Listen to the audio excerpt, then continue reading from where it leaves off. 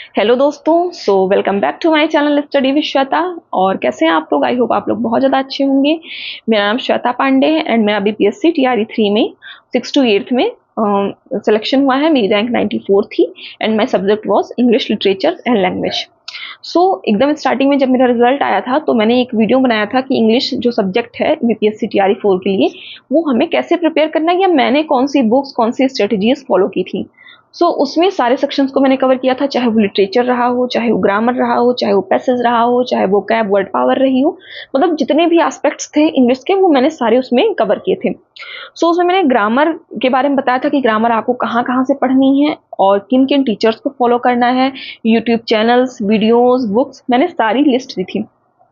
उसमें मैंने ग्रामर की प्रैक्टिस के 2 सोर्सेज बताए थे। सबसे पहला मैंने बताया था कि आपको यूट्यूब पे रानी मैम को फॉलो करना है। मैंने उनकी जितने भी प्रैक्टिस सेशंस थे उनको रिलीजियसली फॉलो किया था, सारे सेशंस में उनकी करती थी। मतलब इर्रिस्पेक्टिव ऑफ टॉपिक की वो कौन सा टॉपिक करें, चाहे वो एरर डिटेक्शन रहा हो, sentence improvement, PQRS, synonym, antonym, idiom, phrases, कोई भी टॉपिक मैम कराती थी मैं उसको एकदम मन से फॉलो करती थी और उससे मेरा काफ़ी ज़्यादा इंप्रूवमेंट हुआ। एंड दूसरी चीज़ जो मैंने सजेस्ट की थी ग्रामर की प्रैक्टिस के लिए वो था एसएससी के पीवाईक्यूज। वो एसएससी का सॉरी एसएससी का वो चाहे जो सा भी एग्जाम रहा हो, चाहे सीजीएल, सीएचएसएल, एमटीएस, जिस भी एग्जाम में इंग्लिश आती है उन सबको मैंने बताया था कि आपको ये क्वेश्चंस प्रैक्टिस करने हैं। एंड उसके लिए मैंने एक बुक सजेस्ट की थी, ये वाली बुक मैंने सजेस्ट की थी, ये पिनाकल की एसएससी इंग्लिश की ये बुक। ओके। और मैंने एक चीज, दूसरी चीज ये, आप कुछ लोग क्वेश्चंस करेंगे कि दीदी मेरे पास किरण की है या किसी अदर पब्लिकेशन की एसएससी की पीवाईक्यू, तो क्या हम उसको यूज कर सकते हैं? हाँ बिल्कुल आप यूज कर सकते हैं, ठीक है। बट मुझे ये बुक पसंद आई थी जब मैं बुक परचेज करने वाली थी, सो मैंने ये बुक ली थी। और आपके पास जो भी पब्लिकेशन की बुक हो आप उसको आंख मूंद के फॉलो करिए। किरण वगैरह की बुक्स बहुत अच्छी होती हैं, बहुत अच्छे से एक्सप्लेनेशन में दिए रहते हैं। अब रिसेंट की वीडियो में जो लोग, अब कुछ नए व्यूअर्स मुझसे जुड़ रहे हैं, नए सब्सक्राइबर्स, तो वो वीडियोस में देख रहे हैं, वो मुझे कमेंट करके या मैसेज करके ये पूछ रहे हैं कि दीदी ये वाली बुक को हम कैसे प्रैक्टिस करें। आपने ये तो बताया कि हाँ इस बुक से प्रैक्टिस करनी है, बट इस बुक को हम प्रैक्टिस कैसे करें? इतनी मोटी बुक है, इतने सारे टॉपिक्स हैं, इतनी सारी चीजें हैं, तो हम इसको कैसे कैसे चीजें करें। इस बुक को जैसे मैंने प्रैक्टिस की थी मैं आपको बताती हूँ। तो सबसे पहले ये जैसे आप देख रहे होंगे, ये ऐसे करके मैंने इस पे वो लगा रखे थे स्टिकी नोट्स। और स्टिकी नोट्स जैसे कोई नया टॉपिक स्टार्ट होता था तो मैं उसके पास में स्टिकी नोट लगा देती। जैसे मान लीजिए यहाँ से नरेशन स्टार्ट हुआ तो मैंने नरेशन के पास स्टिकी नोट लगा दिया। फिर यहाँ पे ईडियम्स स्टार्ट हुए तो मैंने ईडियम्स के पास स्टिकी नोट लगा दिया।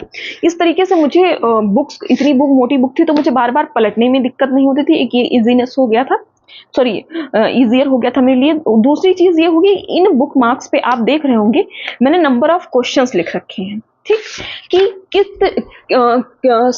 पर डे मुझे किस टॉपिक से कितने कितने क्वेश्चंस करने हैं। ओके।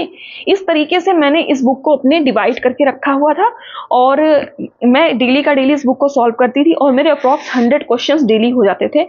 मुझे किसी भी प्रैक्टिस, ग्रामर के लिए कहीं भी प्रैक्टिस सेट की जरूरत नहीं पड़ती थी। मेरा खुद का डेली 100 क्वेश्चंस का एक प्रैक्टिस सेट तैयार रहता था जिसको मैं करती थी। एक कॉपी पे मैं ऐसी लाइन बना लेती थी 1 2 3 4 करके 100 तक का, और मैं लिखती रहती थी कि आज मेरे कितने क्वेश्चंस रॉन्ग हुए हैं। इससे आपको जब जिस दिन ज़्यादा करेंगी तो आपको एक इम्प्रूवमेंट, एक प्रोग्रेस का एहसास होगा, उससे आपका कॉन्फिडेंस बढ़ेगा, आप मोटिवेटेड फील करेंगे। ओके। अब बात करते हैं कि मैं पर डे कितने कितने क्वेश्चन किस किस टॉपिक से करती थी, और अगर मेरा कोई क्वेश्चन गलत होता था या मुझे कोई हार्ड लगता था क्वेश्चन तो मैं उसके लिए क्या करती थी। मैंने ये यहाँ पे लिख रखा है, मैं इसका स्नैप अभी साइड में लगा दूंगी, आप मन कर स्क्रीनशॉट लीजिएगा, और नहीं तो मैं अपने Telegram channel study with Shweta पे इसको शेयर कर दूंगी, आप जाके वहां से भी देख सकते हैं। टेलीग्राम का लिंक आपको डिस्क्रिप्शन में और पिन कॉमेंट में मिल जाएगा, वहां से डायरेक्ट वहां पे जा सकते हैं टेलीग्राम पे। सबसे पहला टॉपिक इसमें है एरर डिटेक्शन का। मैं एरर डिटेक्शन में डेली 10 क्वेश्चंस करती थी। फिर आएगा सेंटेंस इंप्रूवमेंट, इसके भी 10 क्वेश्चंस। एंड फिर आएगा narration, active passive voice and para jumbles, इनके मैं डेली 3 क्वेश्चन यानी 9 क्वेश्चन इनके करती थी। फिर आता है फिल इन द ब्लैंक्स या फिलअप्स रहेंगे, इनके 10 क्वेश्चन डेली। फिर आएगा क्लोज टेस्ट, क्लोज टेस्ट में क्वेश्चंस नहीं सेट होते हैं। क्लोज टेस्ट का मतलब होता है एक कोई पैराग्राफ आपको दे दिया जाता है और बीच बीच में से वर्ड्स उसके गायब कर दिए जाते हैं, उनको आपको फिल करना रहता है। ऐसे क्लोज टेस्ट वाले क्वेश्चन आए हैं TRE 2 में, TRE 3 में नहीं आया, TRE 2 में ऐसे क्वेश्चन आए थे। ओके, शायद PGT में या TGT में था, मुझे ढंग से याद नहीं आ रहा अभी। तो क्लोज टेस्ट TRE 2 में आया हुआ है। सो डेली मैं 3 सेट करती थी क्लोज टेस्ट के। 165 सेट्स टोटल दिए गए हैं बुक में और मैं डेली 3 सेट करती थी। इस हिसाब से मेरा क्या कहते हैं, एक सेकंड रुकिएगा। सो इस तरीके से मेरा मतलब 55 to 60 डेज में ये क्लोज टेस्ट होता है। फिर इसके बाद दूसरा सेक्शन आएगा, वो रहेगा रीडिंग कॉम्प्रिहेंशन या अनसीन पैसेज का। इसमें 52 सेट्स है और मैं डेली 1 सेट करती थी। इसके अलावा मैं पैसेज के लिए SSC CPO के PYQs टेक्स्ट बुक से भी करती थी, क्योंकि एक पैसेज से आपका ज़्यादा कुछ काम होता नहीं, एटलीस्ट 2 पैसेज तो करने ही चाहिए आपको। उसके बाद यहाँ के बाद शुरू हो जाता है वोकैबुलरी का सेक्शन या वर्ड पावर का।